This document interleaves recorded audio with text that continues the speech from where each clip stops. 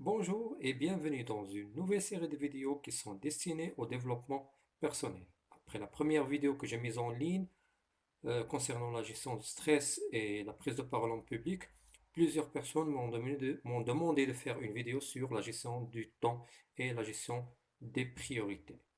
Donc ça vous arrive parfois de vous sentir débordé au travail, vous ne savez ni avec quoi commencer, ni quoi faire, ni comment s'organiser. Vous oubliez des tâches à faire au boulot, mais vous vous ne rendez compte que lorsque vous serez à la maison ou ailleurs entre amis. Bien gérer votre temps et bien gérer vos priorités peuvent vous faire gagner du temps pour vous et pour votre famille. Donc, avant de commencer la partie des solutions et des outils qui vont vous aider à bien s'organiser et bien gérer vos priorités, il faut d'abord parler des causes qui vous perturbent, des causes qui vous rendent débordés, qui vous rendent non organisés, etc. Donc, on peut dire qu'il y a deux types de causes. Des causes internes qui sont liées à la personnalité de la personne et des causes externes qui sont causées par l'environnement. On va parler de chaque type à part avec les solutions en parallèle. Donc, on va commencer par les causes internes. La première cause interne, c'est le rythme biologique de la personne. Ça veut dire quoi le rythme biologique? Tout simplement, notre niveau d'énergie et notre capacité de concentration fluctuent tout au long de la journée. Ça veut dire qu'il y a des tranches horaires dans la journée où notre niveau d'énergie et notre capacité de concentration est très élevé. Par contre, il y a des tranches horaires dans la journée où notre niveau d'énergie et notre capacité de concentration elle est faible. Donc, qu'est-ce qu'il faut faire dans ce genre de situation? Tout simplement, il faut répartir nos activités sur la base de ces tranches horaires. Ça veut dire les activités ou les actions importantes à faire dans la journée sont à faire dans les tranches horaires où notre niveau de concentration et notre niveau d'énergie il est très élevé.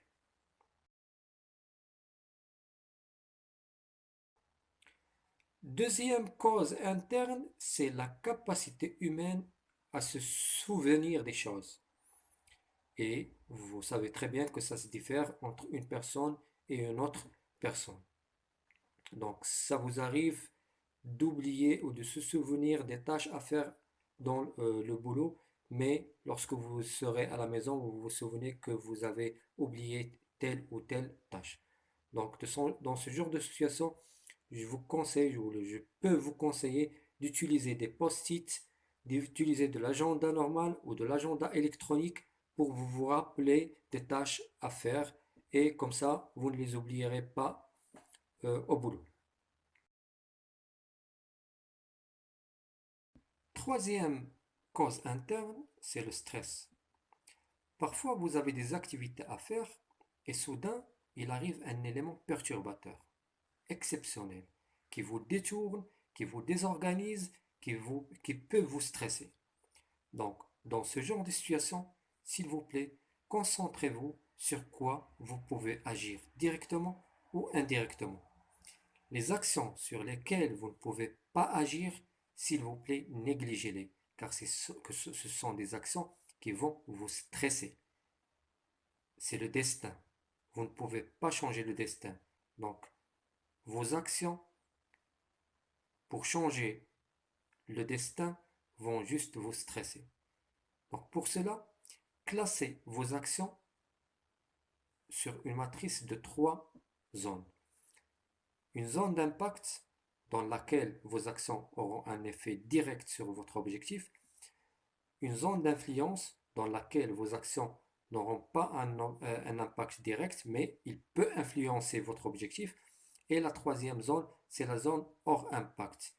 C'est cette zone que j'ai nommée la zone de destin. Vous ne pouvez pas agir sur les actions qui se trouvent dans ce genre de zone. Je donne un exemple concret. Vous avez un rendez-vous avec le docteur à 10 heures du matin et vous avez une réunion avec vos collaborateurs à 11 heures du matin, par exemple. Le docteur a reçu un appel et il doit assister obligatoirement à une opération à 10 heures. Donc votre rendez-vous avec lui sera raté pour le moment. Donc, vous ne pouvez pas obliger le docteur et le faire sortir de l'opération pour assurer votre rendez-vous. Ça, c'est impossible. Donc ça, c'est une action à classer dans la zone hors impact. Vous n'avez aucune force sur ce genre d'action. Par contre, vous avez d'autres solutions. Vous pouvez choisir d'autres solutions. Vous pouvez aller voir un autre docteur. Vous pouvez téléphoner euh, vos équipes et de leur demander de reporter la réunion à l'après-midi, par exemple. Donc, reporter la réunion ou aller voir un autre docteur, ce sont deux actions qui n'ont pas un impact direct, mais il peut influencer votre objectif, donc à placer dans la zone d'influence. Entre-temps, vous pouvez utiliser les heures de retard à lire un livre au lieu de s'énerver, au lieu de se stresser. Donc, vous pouvez utiliser les heures de retard à lire un livre ou à penser à développer quelque chose au lieu de s'énerver, au lieu de se stresser. Donc, ce genre d'action, ce sont des actions à placer dans la zone d'impact direct. Deuxième type de causes, ce sont les causes externes, et dans lesquelles je vais citer deux choses pour ne pas trop exposer parce qu'il y en a beaucoup. Donc, on peut citer nos relations avec les autres et surtout nos relations électroniques, nos interactions. Tout ce qui est email, notifications Facebook, notifications WhatsApp, etc., SMS, etc. Donc, ce genre d'interaction peut vous perturber, peut vous désorganiser et donc peut vous faire perdre votre temps. Donc, mon conseil pour ce sujet, c'est de limiter le temps de réponse à un certain moment dans la journée. Par exemple, je vais dire, je vais bloquer les notifications WhatsApp et Facebook et je ne vais répondre qu'à 11 heures du matin et 17 heures de l'après-midi, par exemple. Comme ça, tout au long de la journée, vous ne serez pas perturbé par des messages ou des notifications. Deuxième cause externe, ce sont les nuisances. On peut citer tout ce qui rentre dans la chaleur, la lumière, les bruits, etc. Ce genre de nuisance peut vous perturber et donc peut vous faire perdre votre temps. Donc, mon conseil, c'est de limiter le temps d'exposition à ce genre de nuisance. Un outil très intéressant qui peut vous soulager et qui peut vous faire gagner du temps, c'est la délégation. Mais la question qui se pose, quelles tâches on peut déléguer aux autres? Pour répondre à cette question, on peut utiliser une matrice que je compte parmi les meilleures matrices de la gestion du temps, c'est la matrice d'Eisenhower. La matrice d'Eisenhower répartit les tâches en quatre types. Des tâches importantes et urgentes. Ce genre de tâches, ce sont des tâches à faire tout de suite et par vous-même. Il y a des tâches qui sont importantes, mais plutôt des tâches importantes mais non urgentes. Ce sont des tâches à planifier. C'est vrai, elles sont très importantes, mais elles ne sont pas urgentes pour le moment. Donc, on peut les planifier à faire après. Il y a des tâches qui sont ni importantes ni urgentes. Ce sont des tâches à supprimer. Ce sont des tâches qui vous font perdre du temps, donc à supprimer. Et il y a des tâches qui sont urgentes mais non importantes. Ce sont les tâches à déléguer. Et lorsque j'ai dit déléguer une tâche, mon conseil est toujours déléguer et contrôler derrière.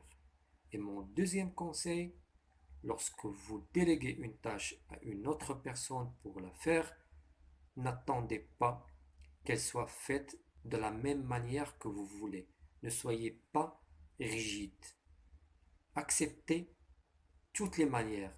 L'essentiel, c'est l'efficacité. Cette personne peut faire cette tâche d'une manière différente à la vôtre, mais elle peut être très efficace que la vôtre. Donc, l'essentiel, c'est le résultat et non pas la manière. Merci beaucoup pour votre attention et espérons vous voir dans une nouvelle vidéo de développement personnel. Si vous n'êtes pas encore abonné sur la chaîne, c'est l'occasion de le faire et d'activer la cloche sonore pour recevoir de nouvelles vidéos. Merci beaucoup et à très très bientôt.